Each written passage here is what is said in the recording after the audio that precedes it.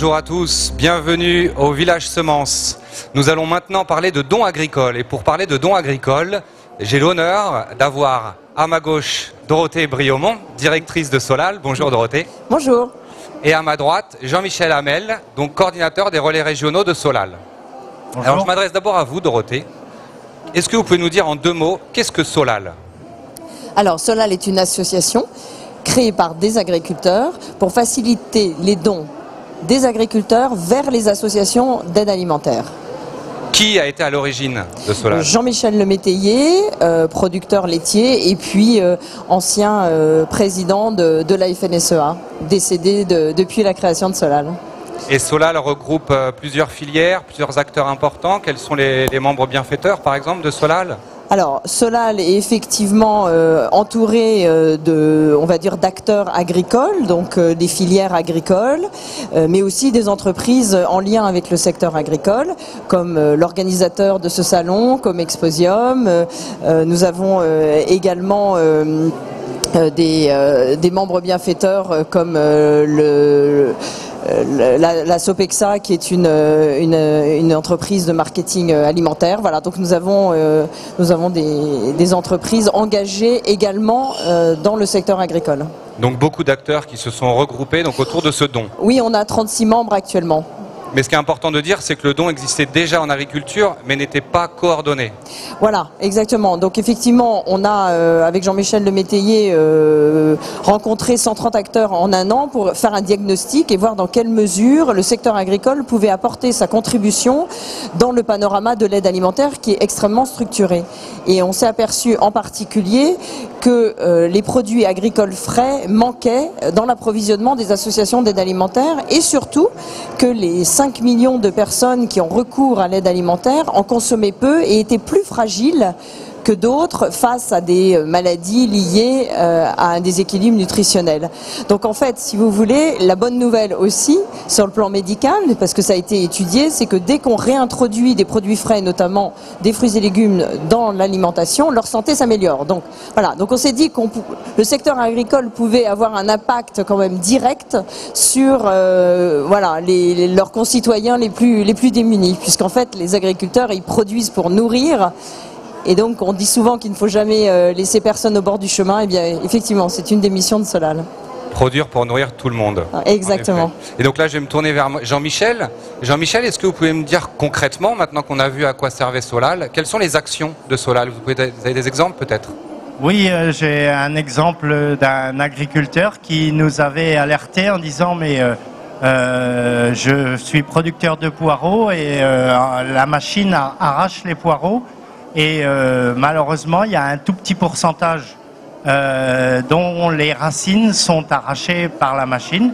Ils restent dans le sol et du coup, ces poireaux ne sont pas commercialisables. Donc, on s'est assuré de toutes les conditions sanitaires pour qu'ils soient respectés.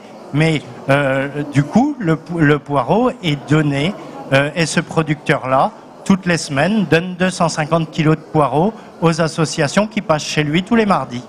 Mais alors ça veut dire que ça demande plus de travail à l'agriculteur ? Il doit lui-même faire le tri, mettre de côté, ou est-ce que vous intervenez aussi ? De toute façon, les poireaux passés sur la chaîne étaient triés puisque ils sont pas vendables et ils allaient à la benne. Donc en plus, le poireau, on ne peut même pas le donner à consommer aux animaux parce que imaginez donner du poireau à une vache laitière, le lait, ça pourrait être original, mais ça n'aura pas vraiment bon goût. Vous travaillez, je crois, avec des lycées aussi.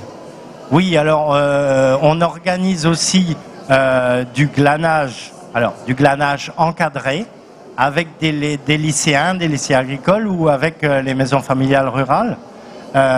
Qui viennent sur le terrain, qui passent après les machines, ramasser les quelques produits qui restent au sol, qui sont consommables bien évidemment, mais que la machine n'a pas ramassé.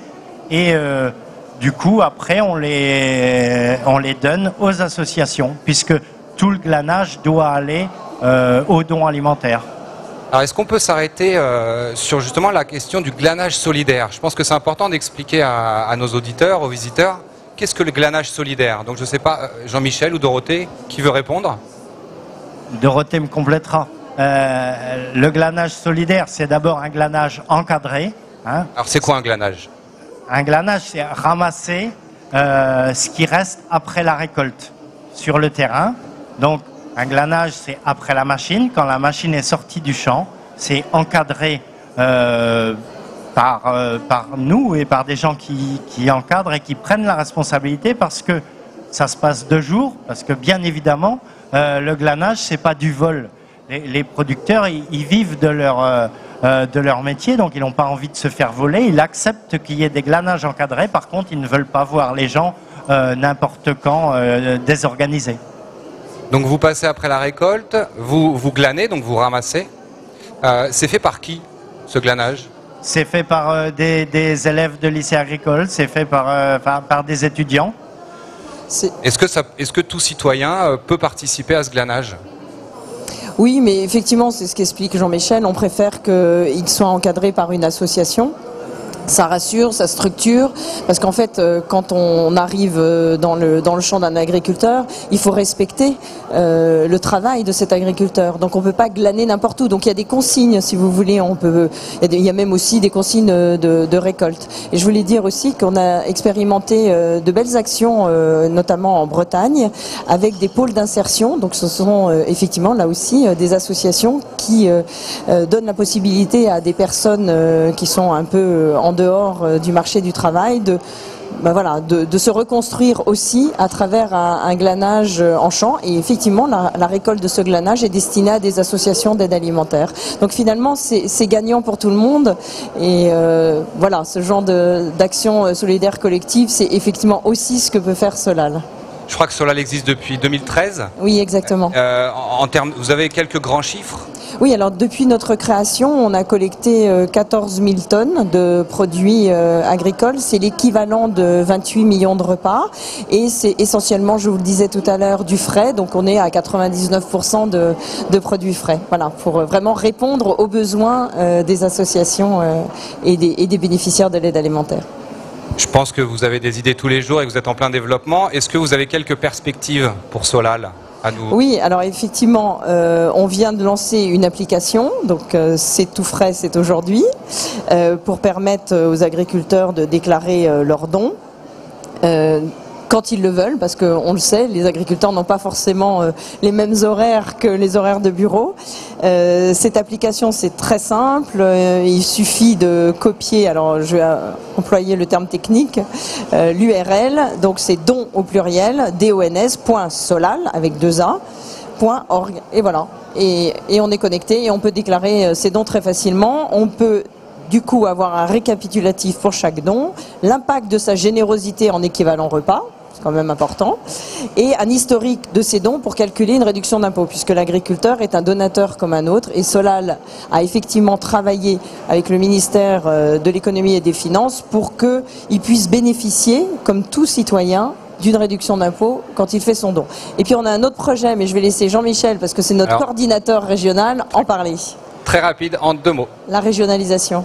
Donc un projet sur le Tour de France avec profiter des étapes du Tour de France pour pouvoir faire des chaînes humaines de dons.